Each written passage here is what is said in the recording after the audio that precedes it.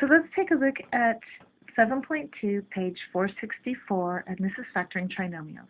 And these are trinomials that have an a value that are different from 1. So the very first thing I do when I have trinomials that have an a value different from 1, I look to see, can I factor out a greatest common factor? And when I look at this terms, there is no greatest common factor that would divide evenly into all these terms. So my next step is going to be that I'm going to list my a, b, and c values. And I highly recommend that because it's very easy to forget a negative if you don't list your values. So here my a value is 5, my b value is 14, my c value is a negative 3. And then these are the steps that I will follow. My first step will be that I'm going to go a times c. I'm going to go a times c, that's 5 times negative 3 in this case, and that gives me a negative 15. My second step is then to find factors of my a times c that are going to add up to b. So in this case, negative 15 factors, well, the factors that will add up to a 14 are negative 15 times a negative 1. That will give me a negative 15. But 15 plus a negative 1 will also add up to 14, and 14 was my b value. Then I'm going to rewrite my equation using my new factors. So that is step 3. And so my original equation was 5x squared plus 14xy minus 3y squared. So now I've rewritten this to 5x squared plus 15xy minus 1xy minus 3y squared. And the reason I can do this is because 15xy minus 1xy add up to 14xy. And now I notice that I have 4 terms. And whenever I have 4 terms, if I can't factor it out using the greatest common factor, then I am going to think factor by grouping. So when you have 4 terms and you can't factor greatest common factor, think factor by grouping. And this is the way that I factor by grouping. I'm going to forget about the last 2 terms, and I'm going to just look at my first 2 terms. And I say, hey, what can divide into 5x squared plus 15xy? So I'm going to find the greatest common factor of these 2 terms. Then I can factor out a 5x. And when I factor out a 5x, I am left with, well, if I went 5x squared and I divided that by 5x, I'm left with an x. And plus 15xy, and I divide that by 5x, I'm left with a plus 3y. So now I have factored out the greatest common factor from the first 2 terms. And that is what I'm left with.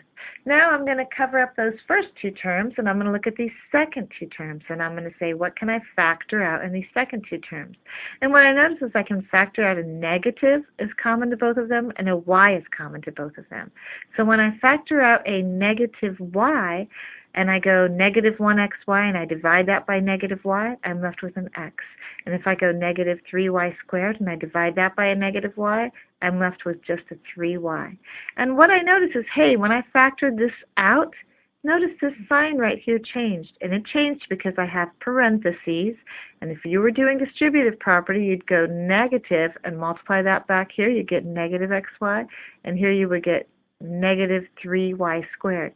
So you need to make sure that if you see that negative, it's going to factor out. I kind of had a hint that it probably would be positive anyway because I noticed over here I had an x plus 3y. And I want to make sure that these are the same, only if they are the same. But that was kind of a hint that this probably was going to factor out that negative. Well, now I look at all of this and I can finish my factoring by grouping. And I say, hey, what is common to both of these terms? And what's common to both of those terms is an x plus 3y. So I can factor out the x plus 3y. And when I factor out the x plus 3y, I notice, hey, I factored it out from here, I'm left with a 5x. I factored it out from here, I'm left with a negative y. So I then have x plus 3y times, parentheses, 5x minus y. The way I can check my answer is I'm just going to check by multiplying. I'm going to use my FOIL method. So when I use FOIL, I'm going to go first, so that's x times 5x, plus outer, so that's x times a negative y, plus inner, which is 3y times 5x, plus last, which is 3y times a negative y.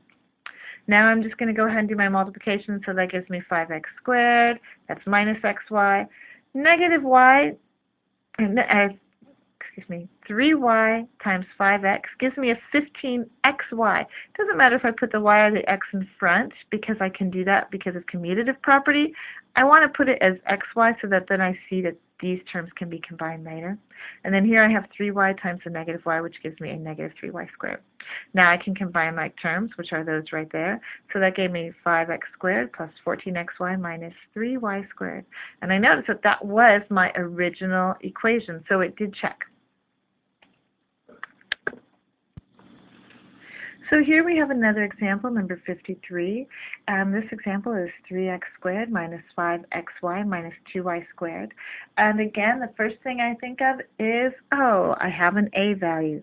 So then I say, can I factor out a greatest common factor? And the answer is no. There is nothing that divides into each of these terms.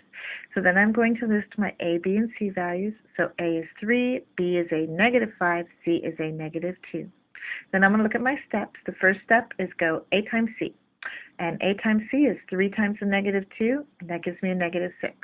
Next step is find the factors of ac that add up to b.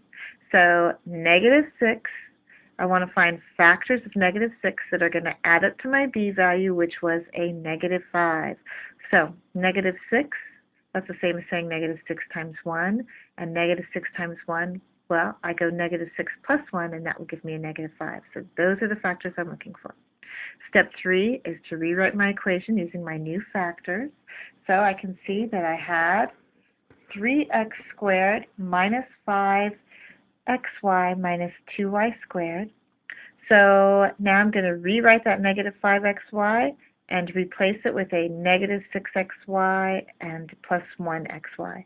And these equations are exactly the same amount. But now I have 4 terms, so I know when I have a 4-term equation, I can factor that by grouping. So I'm going to cover my last 2 up, and I'm going to look at my first 2 terms, and I'm going to say, hey, what can I factor from my first 2 terms? So I'm going to look at that. And what I notice is that a 3x is common to both these terms, so I can divide out a 3x. So if I go 3x squared and I factor out a 3x from that, I'm left with an x. If I go negative 6xy and I divide out a 3x, I'm left with a negative 2. You can always check this back by doing distributive property to see if you get back to what you had here. Then I'm going to cover up those first 2 terms, and I'm going to look at my last 2 terms, and I'm going to say, hey, what is common that I can factor out of here? And I can factor out a y. There's a y in both of those that will factor out nicely. So when I factor out a y here, I'm left with an x. When I factor out a y here, I'm left with a negative 2y. Now I've factored out the first 2 terms and the last 2 terms. I take a look at this whole thing and I can say, what can I factor out? What's common to both of these terms? Well, there's an x minus 2y in both of them, so I will factor out my x minus 2y, and then I look and see, well, what am I left with? When I factor out my x minus 2y here, I'm left with a 3x. When I factor out my x minus 2y here, I'm left with a y. So I'm left with 3x plus y. There I am. I'm done. I factored. I can check my answer by multiplying it back out using the FOIL method. So here we go. I'm going to go x times 3x. For first, outer is x times y, inner is negative 2y times 3x, plus last is negative 2y times y. Go ahead and multiply these so I get 3x squared. This gives me xy. This gives me 6 minus 6xy. This gives me minus 2y squared. Go ahead and combine like terms. Positive xy minus 6xy leaves me with a negative 5xy. If I check my answer down here, it matches what I started with.